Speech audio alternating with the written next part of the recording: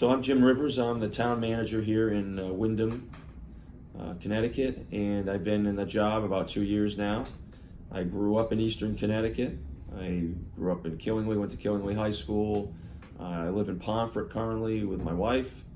I raised 2 children there, and they went through the school system out in Eastern Connecticut as well. So we've been here, all of us have been here all of our lives. I worked here in Windham. I went to school here in Windham at Eastern Connecticut State University for my bachelor's degree. I went to Thames Valley State Technical College, which is now Three Rivers. A couple of years I went to Rensselaer Polytech in Hartford for my MBA, and I've been basically working in the area in Eastern Connecticut and going to school here all my life. So good job for me here in Windham. I know a lot of the people here already, and I know the terrain. So been a good 2 years so far. So Windham is the town. Willimantic was once a separate entity, a separate government entity, but today it's all combined. It's now just a service district. So there's a special taxing district that provides these specific services to the 3 square miles here in Willimantic, the city, if you will, which is police and fire. So the police department only covers the area known as Willimantic, and the professional firefighters only cover the area known as Willimantic. That's the only difference between the whole town now. So I am the manager for both of those entities. Police and fire also report to me, as well as all the other departments for the town. Windham is a diverse community. That's the first word I would use to describe it. It's a college town. It's diverse in a number of ways. It's diverse in incomes. It's diverse in color and race. It's our, it's our advantage. It's our pride. It's an old community. We have a lot of historic buildings, a lot of history here. That history is changing rapidly. We were a mill town, one of the biggest mill towns in Connecticut at one time, the turn of the last century. We're known, of course, as Thread City, and there was huge mills here making thread or supporting that activity for 100, 150 years. So that ended in the 80s and 90s. It really left town, or that just didn't happen anymore. So you see remnants of that, the buildings and the structures, but the activity is completely gone, that manufacturing activity. We do still have manufacturers here, but they don't really have any relationship to the thread business. The frogs are an older story of Windham, where we had the settlers here, back to the 1700s. There were frogs that were making a lot of noise that were mistaken to be Indians coming for the townspeople. So they all woke up out of bed in the middle of the night and went running for their pitchfork or their musket or whatever, and they were going to fend off the Indians. It turned out to be a bunch of loud frogs, and so now you see the frogs everywhere because of that occurrence. So we've embraced it. It's fun. So you see a frog. Our emblem is a frog on a thread spool because of that history. But we're making new history now, and today we're more known probably as a college town for both Eastern Connecticut State University and the University of Connecticut, which is nearby. But we have a very diverse community. We're about 25,000 in population. We're nearly half minorities at this point, primarily Latino, and primarily Puerto Rican. We have still people immigrating to Windham and Willimantic from the island to this day. In fact, last year was a pretty good surge with the storm that occurred there. So it's a fun town. We have a great downtown, and again, it's a great place to live and to come visit. The one that is maybe to people that have been around a while for decades, that is really the reality is much different than that image. And we used to be known as Heroin Town, and some people still think of it that way, but I think more and more this new generation, millennials, I think don't even know what that is, because they weren't around in the 90s. And in 2002, 2003, Dan Rather did a 60-minute spot on this community with the heroin problem that was occurring here. And there was a significant problem with heroin.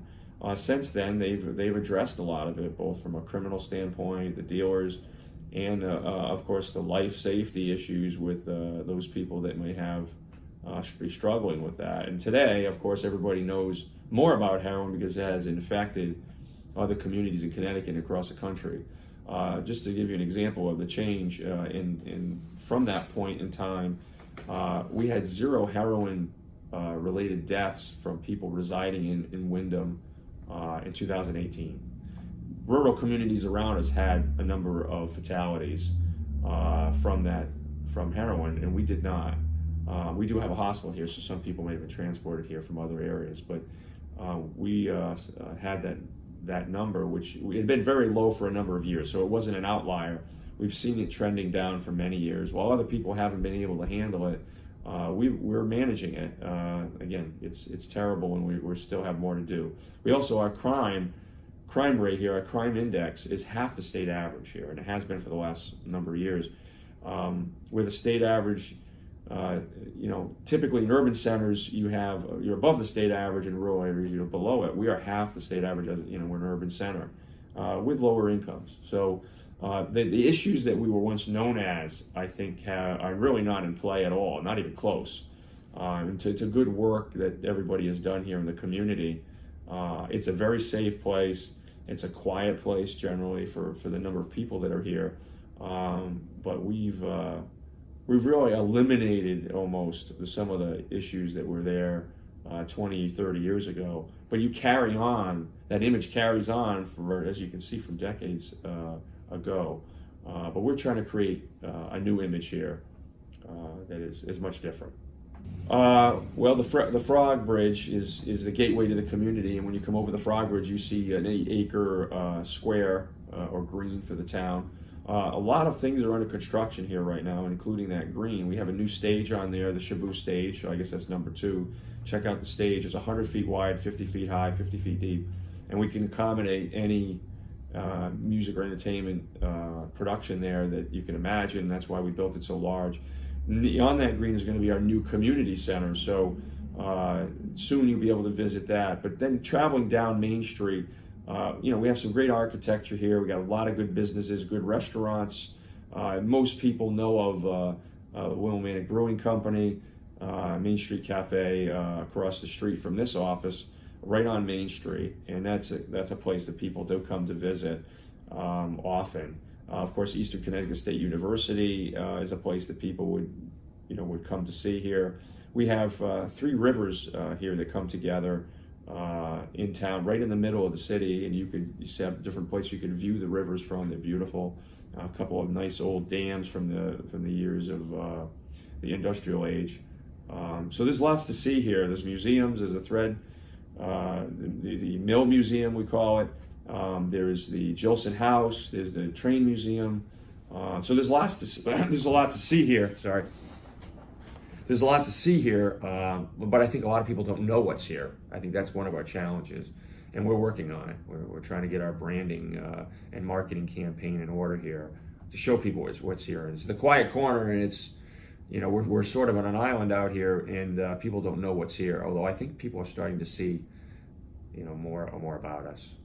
The guy, whoever made that, was completely uninformed about reality. I mean, back to the heroin. So again, to get into boring crime statistics, we have a solvability rate here in Willimantic of twice the state average. So we're half the crime, and then we solve, we're about 43%, we solve the crime, bring it to fruition, to a conviction. The state average is around 21%. So some of the comments that are made in that video are just bogus. I don't know what the motivation is, but you can drive around and, he picked some pictures there. I don't even know where he looks like some of them are not even in town. So, I mean, it just, I don't know what else to say. It's false. I can show you the statistics. Now, we are, on paper, a poorer community in Connecticut, probably one of the third poorest. One of the reasons for that is that we have a high college or high university student population here. We have many students here, not only from Eastern Connecticut State University, but University of Connecticut. Their incomes are lower. So that's part of that statistic, which is tough for us to bring up because of that. We do have a lot of immigrants here, but those immigrants tend to be lower in crime. Statistically, we want more immigrants because they don't commit a lot of crime. Many of the criminals that we do apprehend here, the crime that occurs here, are from people from out of town, believe it or not. And I think it's probably a leftover from in the day, go back 20, 30 years ago. Some of these people might have been in and out of here thinking this is the place to commit crime. And that might have been true, but now they come here and they get a bad lesson, they're going to jail. So you look around, and I encourage anybody to come here and look around. It is not what that video portrays about Willimantic and Windham, for that matter. And to show how uninformed the videographer is, they're not two separate places. The Windham it's the town of Windham, and Willimantic is just this taxing borough, if you will, in the middle of Windham. So they think it's two different communities. So what does that tell you about how informed or uninformed they are? But I encourage them to go look at the actual statistics. Like I said, heroin, we have our share of heroin like every community in Connecticut, but I would say probably less on average than a community and other communities in Connecticut. So again, it's kind of funny. It's not funny because it doesn't help us when we're trying to attract people to the community. He does a disservice to this community. But we're going so fast and so hard in the right direction. I don't even care about that video, because if you've been here, I'll ask the viewer a question. Why are there so many people investing in Windham right now? We have developers here, big time developers from across the country, now setting up projects in this community. Regional and national chains are coming here rapidly. I would say that Windham is developing economically faster than any other community on a percentage basis in the state of Connecticut. And there are other places on the other side of the state, near New York City, obviously there's a lot of activity there, but on a percentage basis, our grand list grew in this last revaluation by 18% in the commercial property, the values. So that tells you something good is happening. And you mentioned property values. We had a 6.5% blended revaluation increase. This last time, I think it was the second highest in the state this cycle on a percentage basis. So we're on the rise. I think that person is living in another decade, a few decades ago. Can't deny that it occurred. Those things were probably true at that time, but that is not the case here now. We are on the move and on the rise, and I encourage anybody just to drive through this summer, drive through next summer. Tremendous changes are going to occur here on top of what has already happened. That's positive. So I'm glad that you are helping us to get the word out. We are going to do a lot on our own to try to get the word out, but that is a big problem for us, is this image that has been created by that video, for that matter. I think most everybody else got the message that that's not the case, but that has come up, keeps popping up on the internet and interweb, as an old guy would say. And it's disappointing that somebody's trying to hurt us intentionally like that, especially when they're not informed.